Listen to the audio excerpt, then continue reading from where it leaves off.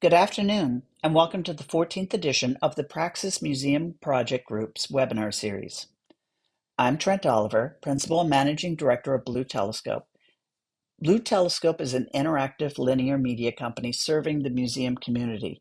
At Blue Telescope, we are dedicated to supporting and hiring from diverse perspectives, and I am so happy to serve as your moderator today. Now about Praxis. Praxis is a museum professionals network whose members are seasoned professionals working at the top of our industry. We share ideas, best practices, new techniques, and new technologies. We're practitioners working in many aspects of museum project conception, from high-level strategy and planning, content creation, lighting, media, communications, to construction management, fabrication, and operations. Our combined network stretches across both the country and the industry. We provide a powerful resource to you as you contemplate the many aspects of your project. Our audience and clientele are museum leaders, exhibit designers, and architects, all vested in creating thoughtful, engaging, state-of-the-art, and timely museum experiences. Today's webinar is in support of our mission: provide compelling information, open a dialogue with our community, and moving into more compelling creations. So today we're talking about from aspiration to action, a holistic pathway to IDEA in museums. While museums and museum designers are increasingly recognizing the importance of inclusion, diversity, equity, and accessibility, it's not always clear how we can translate that intention into action. In this webinar, we're going to explore how we can holistically move from embracing IDEA principles to driving sustainable change within our organizations, museum spaces, and communities. Our presenters will cover the key learnings a little later in the webinar, but a few housekeeping notes. The presentation will be about 30 minutes long, followed by a quick Q&A period I will moderate. Please mute your microphones, turn off your cameras for the duration of the presentation, and use the Zoom chat room to post any questions that you would like our presenters to address, and I will do my very best to get them all in. I also want to let you know that we're going to move very quickly here. There's a lot of content in a very short amount of time, but there's a recording and deck that will be available after the session, so don't worry about getting it all in. And our presenters today are amazing. Nicolle Figueroa Rosado, Manager in Education and Strategy for the Big Break Foundation. Nicolle leads Big Break Foundation's education and strategy initiatives. She works with vendor companies and operators to create sustainable, equitable, and data-driven idea solutions that are good for people, for business, and for the museum experience industry at large.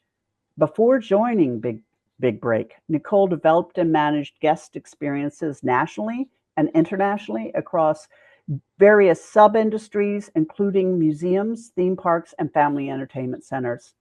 She leverages this industry knowledge along with a background in psychology and sociology to champion idea and help co-create systemic changes within location-based experiences, of which museums are. And then we have Summer Martin, client partnership and expansion for Andiron.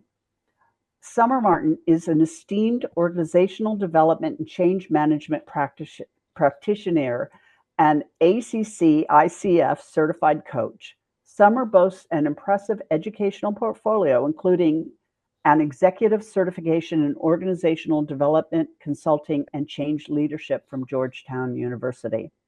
Her career highlights include impactful roles as a consultant for notable nonprofits and social service industries, where she has spearheaded strategic planning, team building, and organizational assessments with a keen focus on inclusivity and effective change management. So please welcome Nicolle and Summer. Thank you. And now I'll hand it to you guys. Thank you so much, Trent. Yes, thank you. Hello, everyone, and welcome. I'll be kicking off the webinar with a quick overview of what we'll be covering in today's session. So today, we already covered our introductions and housekeeping, and so we'll start by defining what IDEA is. We'll also discuss the business case for IDEA, so why it matters for museums and museum designers and creators. We'll talk about how you can implement IDEA in museums, and then I'll pass it over to Summer to discuss the ladder of inference, one of the many tools that you'll see during this webinar, the social identity wheel, as well as the problems versus polarities model. And we'll wrap up with some final notes and a quick Q&A. Now, I'll be discussing IDEA from the organizational level, and then Summer will go into how we can apply this to our individual, professional, and personal lives. Let's start by defining IDEA. IDEA is an acronym referring to inclusion, diversity, equity, and accessibility. Inclusion means that all feel welcomed and valued. Inclusion is also the act of creating environments in which any individual or group can be and feel welcomed, respected, represented, and supported to fully participate. Diversity is all the ways that we differ, encompassing the different characteristics that make one individual or group different from one another, as well as our overlapping and intersecting identities. Equity. Equity means that all have the opportunity to fully participate. Now, this term is often confused with equality, which means that everyone receives the same treatment or support, assuming they all benefit from the same treatment and support. Equity means everyone receives the support that they need in order to achieve, contribute, and belong. Now, in this illustrated example, in the first panel, there are 4 zoo visitors receiving equal treatment. They are on the same level looking at the same zoo exhibit. However, there's a barrier there, so only the tall, older adult using the cane can view the exhibit, while the woman, the child, and the wheelchair user cannot.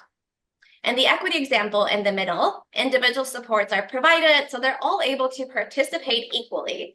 The woman now stands in a step stool, while the child and the wheelchair user are propped on a platform. Lastly, in the justice example, all 4 can see the zoo exhibit without supports or accommodation because the brick barrier was replaced with glass. And so the causes of inequity in this very simplified example have been addressed. Now, to summarize, equal treatment does not result in equal outcomes, which is why it's so important we shift to an equity perspective when we design visitor environments and workplaces. And even better if we can switch to a full justice perspective. Now, the A in IDEA. Accessibility means giving equitable access to everyone along the continuum of human ability and experience. A person with a disability is afforded the opportunity to acquire the same information, engage in the same interactions, and enjoy the same services as a person without a disability, and in an equally integrated and equally effective manner with substantially equivalent ease of use. So in this slide, we see a path leading to an open door. If we liken access to this doorway, we must ensure there is a means of getting people through the door or even to the door. This pathway is where access and equity intersect. Now let's talk about the business case for IDEA, the why of IDEA. So how does IDEA benefit workplaces internally? And we'll start from an organizational level. When employees can bring their whole self to work, when they feel comfortable making mistakes, and when they are actively supported and given opportunities to learn and grow, organizations benefit along all of these dimensions. IDEA helps attract new talent, enables organizations to retain that talent, and it leads to higher rates of engagement, productivity, and innovation, and better and faster decision-making. Now, since there's enough research on the business case to never really run out of reading material, I'm going to focus on the talent and retention piece for now, specifically through a generational lens, looking at the millennial and Gen Z workforce and how they're shaping the future of work. Now, let's start by defining these generations. Millennials are the generation born between 1981 and 1996. The latest labor studies show that more than 1 in 3 American labor force participants, so 35%, are millennials, making them the largest generation in the US labor force. Now, Gen Z. This year, Gen Z, the generation born after the millennials from 1997 to 2010, is set to overtake baby boomers in the full-time workforce with over 17 million workers, according to a 2023 analysis by Glassdoor. They are currently estimated to be 27% of the workforce, meaning that as of today, the two youngest generation of workers comprise over 60% of the workforce. Gen Z makes up more than 1/4 of the US population and is also the most ethnically and racially diverse generation in US history. This generation represents the leading edge of the country's changing racial and ethnic makeup. 48% of Gen Z are currently identifying as people of color. Now, these generations are reshaping the workplace. Again, 60%. As of 2023, having a good work-life balance was the top trait that these generations admire in their peers and their top consideration when choosing a new employer. So work-life balance is highly important for these younger generations. Gen Zs and millennials also have high expectations for their employers and for businesses overall. They continue to believe that business leaders have a significant role to play when it comes to addressing social and environmental issues. We also see that these generations clearly value remote and hybrid work and see its benefits. 3/4 of respondents who are currently working in remote or hybrid roles would consider looking for a new job if their employer asked them to go on site full-time.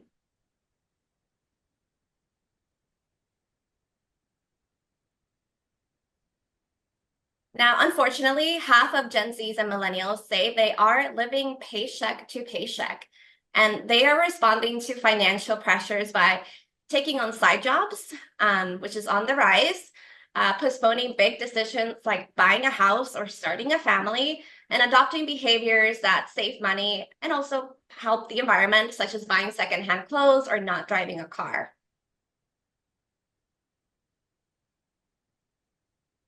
These generations are also reporting increasingly high levels of burnout due to work-related pressures. Adding to this pressure, more than 6 in 10, so more than 50% of Gen Zs and around half of millennials report having experienced harassment or microaggressions at work in the past 12 months. As we mentioned, these generations are more likely to be racially and ethnically diverse, and also more likely to identify as LGBTQIA+ than previous generations. So the higher likelihood of workplace discrimination for younger generations aligns with the demographic changes we are seeing.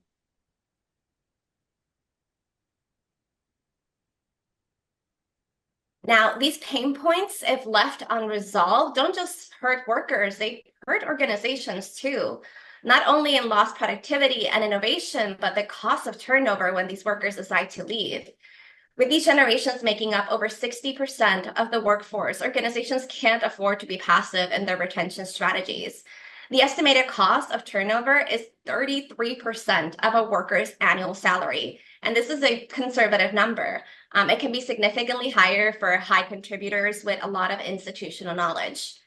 To put this into perspective, in 2022 alone, nearly 51 million people voluntarily quit their jobs. This was a record-breaking number. The US workforce is made up of roughly 165 million workers. So if we do the math, that indicates that 1/3 of the US workforce left their jobs voluntarily in 2022. That number alone is pretty staggering, but let's add an additional number in. The average cost of turnover when an employee leaves is about 18,000. Again, a conservative number. That puts the cost of turnover for employers in the US at over $900 billion. That is a huge hit to our economy. So again, we are seeing that not only is IDEA good for society and for the individual, but for businesses and the economy overall.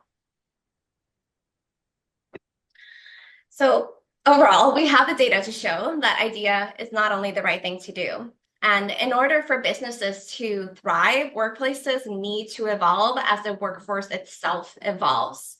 But where are we now? Are teams within museum and museum design professions representing the diversity in our communities? Are we adapting to the needs of our workforce? Are we future-proofing our businesses and our museum experiences for the needs of tomorrow? With these questions in mind, let's do a few demographic spotlights that show us where we are now. Now, if we look at racial and ethnic diversity in art museums, for example, at all levels of seniority and in roles across art museums, workers are most likely to be white. So we see these larger numbers across all levels of the organization, with BIPOC individuals, so Black, Indigenous, people of color, making up a smaller percentage. People of color account for 39% of the prime working age population, so ages 25 to 64, and 47% of the emerging workforce, ages 18 through 24. And yet, they are underrepresented by up to 20% in the museum workforce.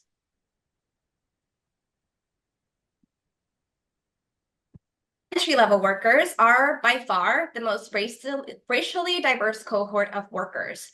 People of color comprise 28% of entry-level art museum workers and identify with a range of racial and ethnic backgrounds.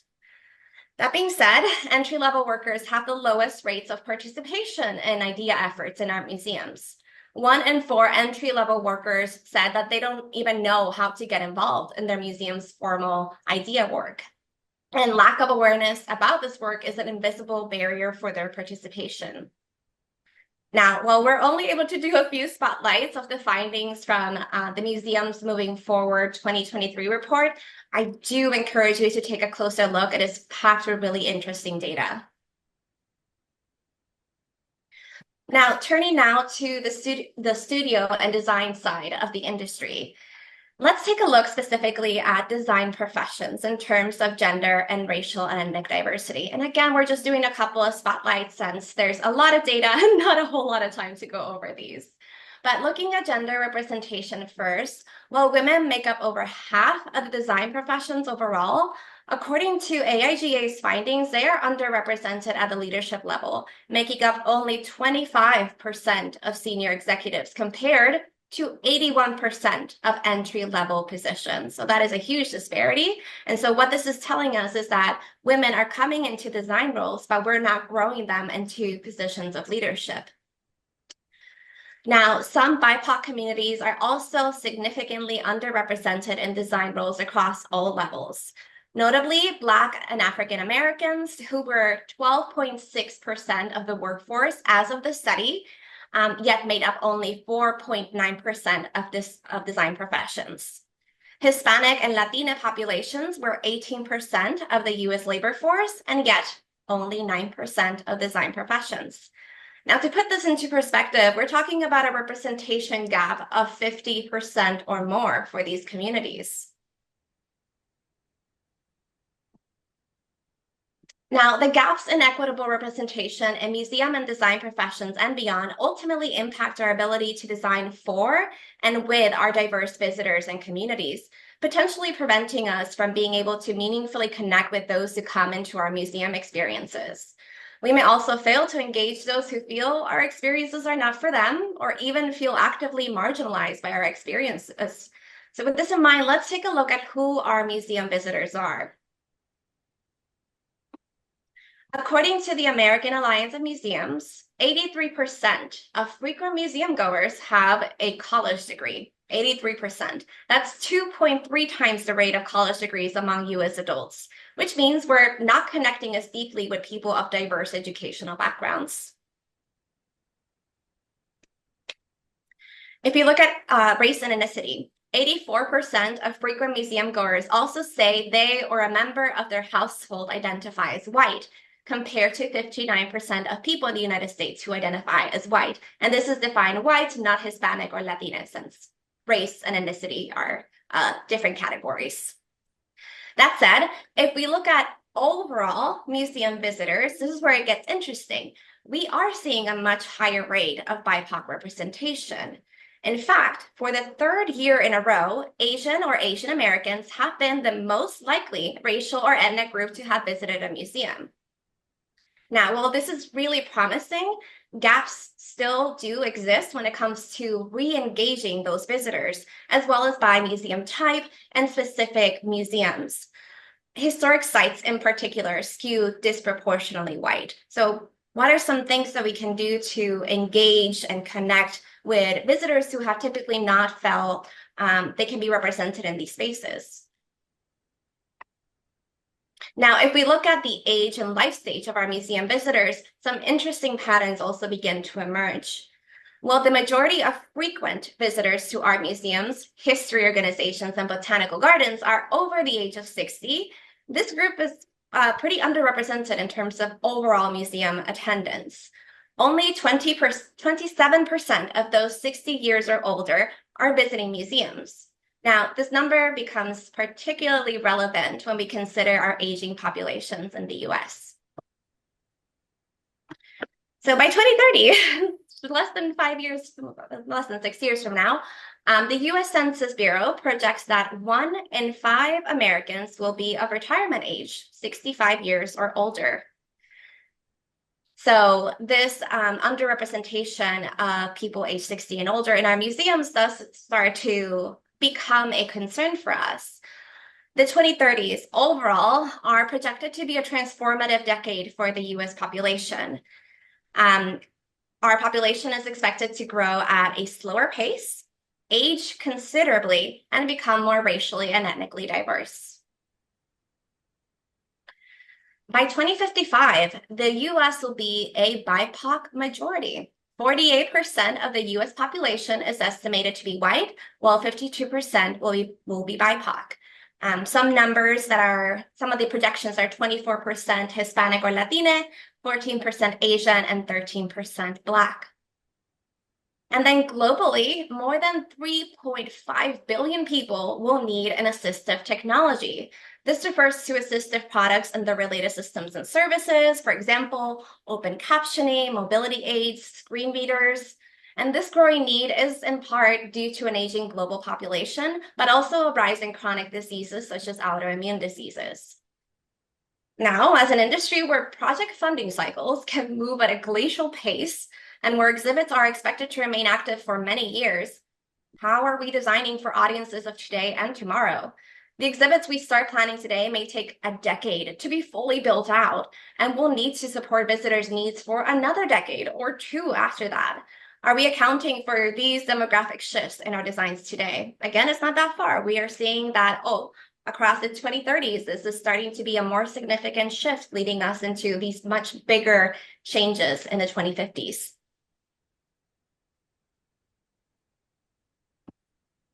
Now we have discussed the why, so to help you in your journey towards inclusion, diversity, equity, and accessibility, here I'll be sharing some tools and frameworks that can be applied at the organizational or project level. First, I want to share our Launching Idea in 7 Key Steps resource. This is a one-sheet guide to help you anchor your organization-wide idea initiatives. Now, for an organization that's just beginning to adopt IDEA, here's what that journey could look like. First, you would align, identify how IDEA supports and advances your organization's specific mission, vision, values, and goals. Step 2 would be to assess. Evaluate your policies, your processes, and practices to understand where your organization currently stands. This may involve interviews, surveys, a lot of data gathering, but it's a really important step so you have an accurate understanding of your organization's current place when it comes to IDEA. Step 3 is to define, based on the data reviewed, pinpoint key organizational roadblocks that IDEA can address. So for example, high turnover, how can IDEA address that? And then purposely leverage IDEA as a solution. Step 4 is to strategize. Implementing IDEA requires a business approach embedded into your organizational strategy for lasting and sustainable results. Step 5 is to communicate. Communicate. Share your IDEA goals and strategies. This is such an important step that we often forget to share it across our organization. Transparency is key, so communicate openly and regularly and actively solicit input from your people. So have them communicate with you as well on their feedback and how they feel about the strategy. Step 6 is to act. Take consistent action. What you do as an organization and how you do it should reflect what you say. And this is a really big part about building trust and authenticity for your employees, as well as anyone who follows and connects with your organization. And then step 7 would be to measure. Track IDEA metrics and key performance indicators as you would any other workplace initiatives. Assess desired progress against actual progress and adjust as needed.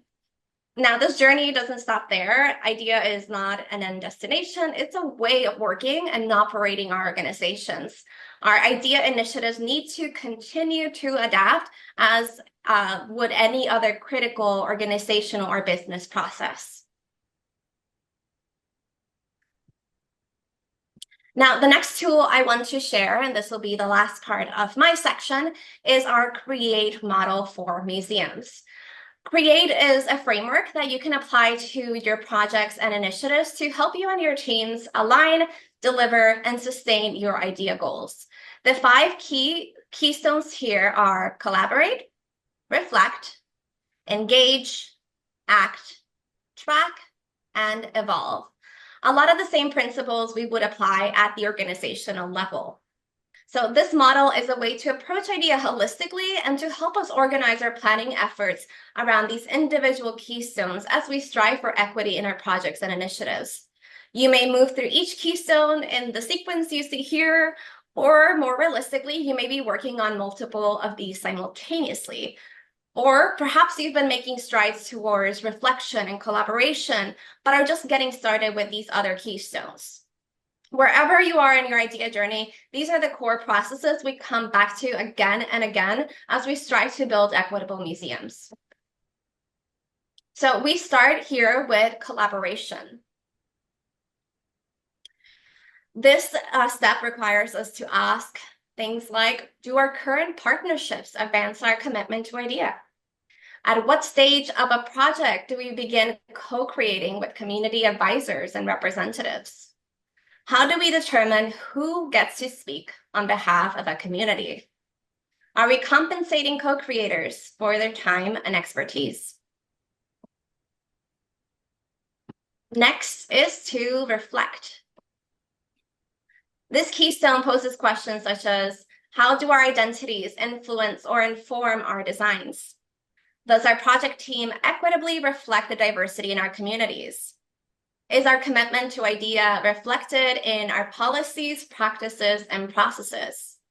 And what assumptions are we making about our visitors' identities, experiences, and abilities? Next is to engage. We ask questions such as, whose perspective is missing from key decision-making teams? Whose voices are we elevating? Are we building a culture of transparency?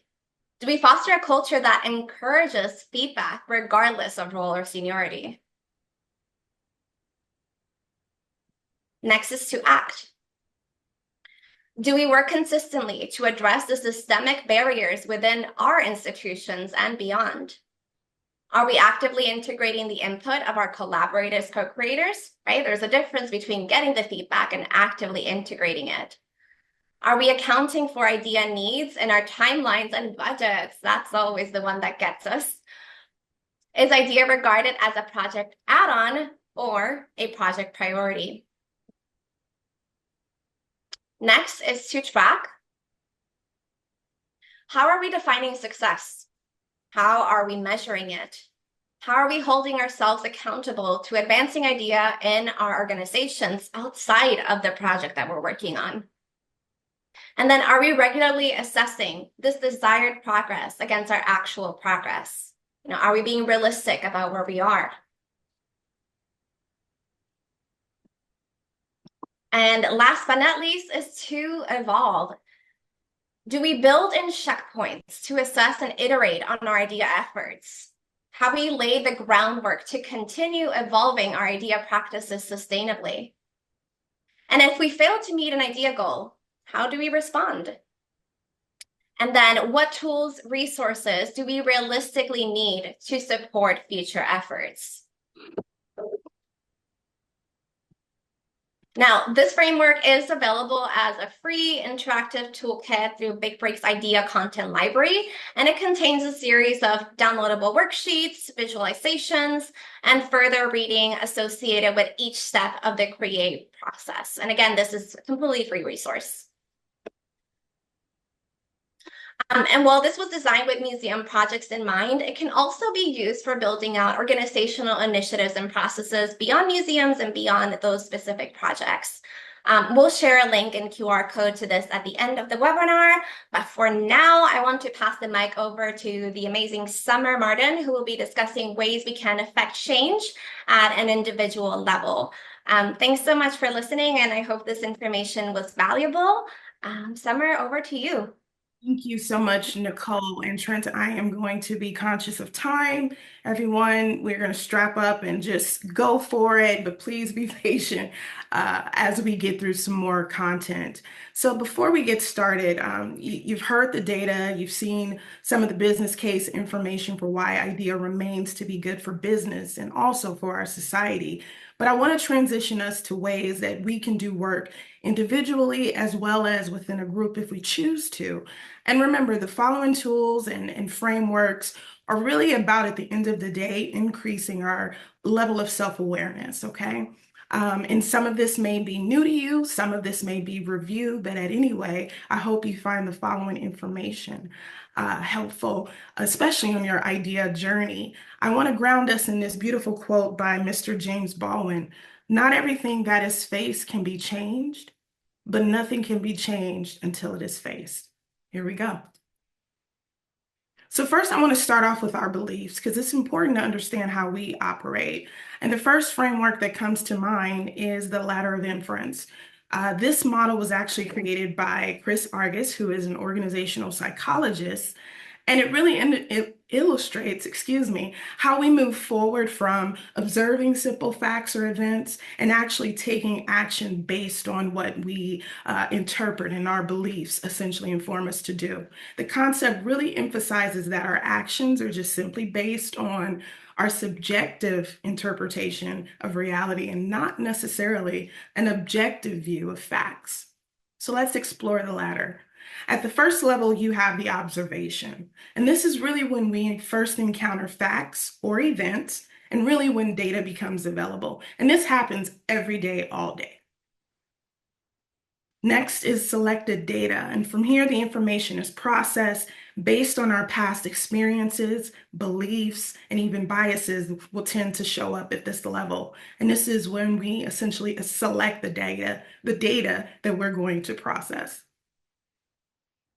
Interpretation. Here is where we give meaning to the information based on our understanding and, quite honestly, our perspectives. We also tend to paraphrase the data here.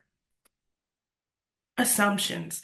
Here is where we make the assumptions based on our interpretation, and we essentially begin to start naming what's actually happening at this moment.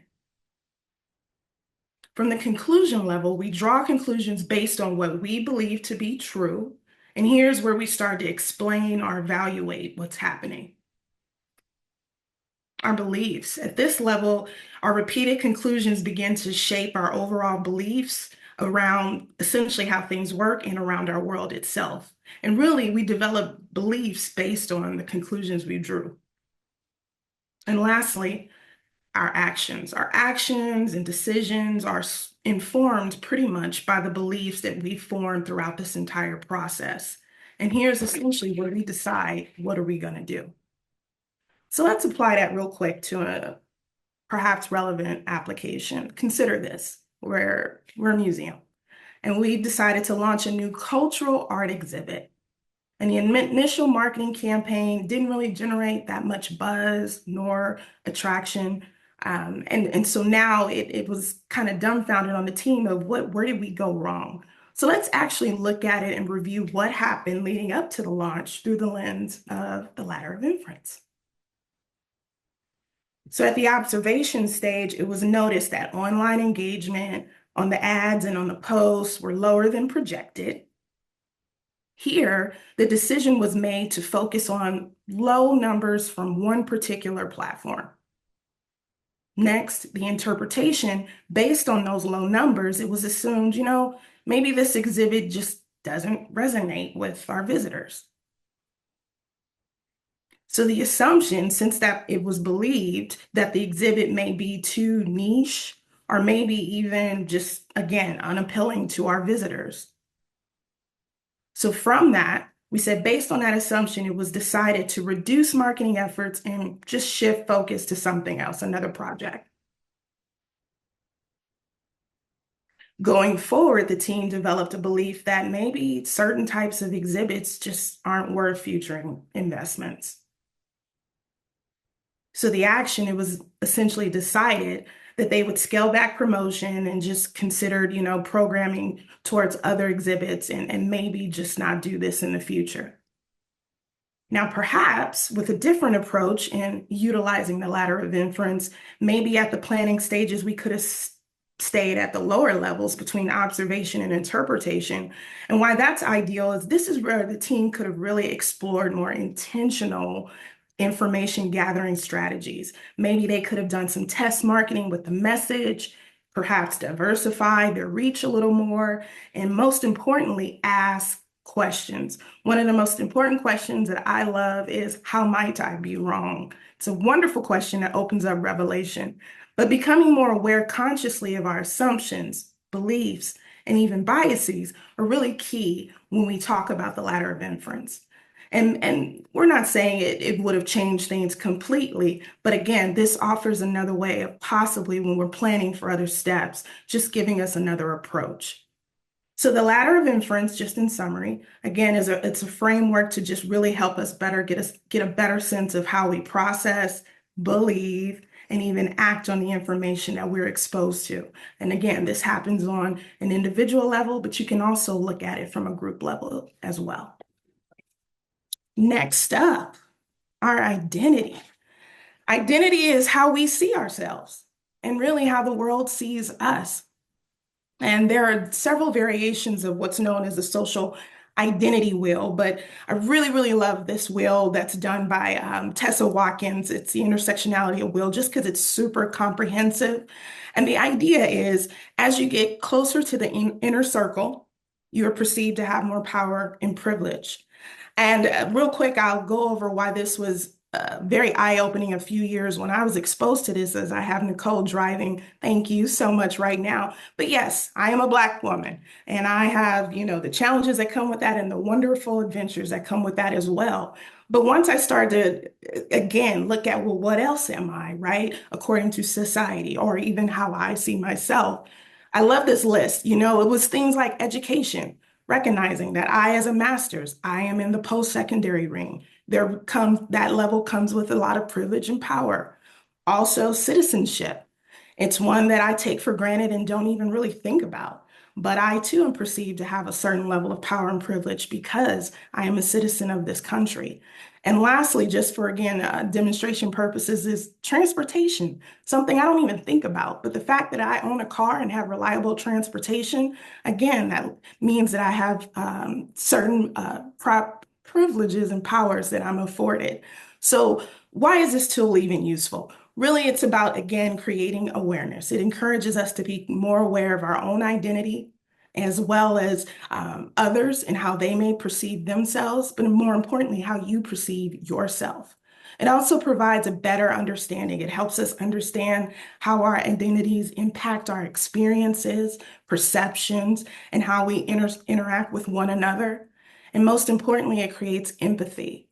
By sharing and discussing our identities, whether it's in our communities or in our work groups, it really fosters an environment where we can be understanding and really take in others' perspective. You'll have access to this wonderful tool, by the way, and I highly encourage you to get familiar with it. And also during that time, you'll have some reflective prompts, but these are just beautiful things to just help you again awaken what's inside you or what how you perceive yourself to be.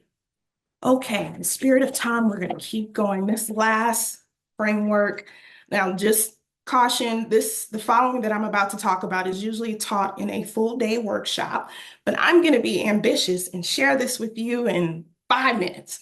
And that is the third way. And this is really when we begin to talk about what is a problem and what is a polarity. In life and in work, we're faced with problems, right? Problems as we know it require solutions. As a manager, it's do I hire person A? Do I hire person B? As an employee, do I accept this new position? Yes or no? Do I live in the city? Do I live in the suburb? And we're also confronted with what's known as polarities. And these are situations that require us to focus on two seemingly opposite yet interdependent states. And Barry Johnson is the one who pioneered the concept of polarities. And what this looks like, for example, again, as a manager, how do I focus on my employees and focus on the company's bottom line? As an individual, how do I focus on myself as well as focusing on others? The key distinction with problems is we can have really a right answer or at best answer, but there's typically a solution, and we can generally arrive at that through either or thinking. Whereas a polarity is an unsolvable dilemma that contains seemingly opposite ideas, but the key here is it requires us to leverage both and thinking. And both and thinking is really great when you talk about working with idea and DEI concepts in general.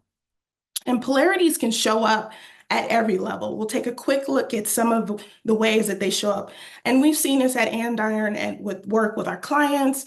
And these are not all polarities, but these are just some in the client's work that we've done. The infamous, do we centralize or decentralize? Really, it's how do we do both? How do we embrace stability and change? From a leadership perspective, it's I as a leader, how can I be candid and also diplomatic?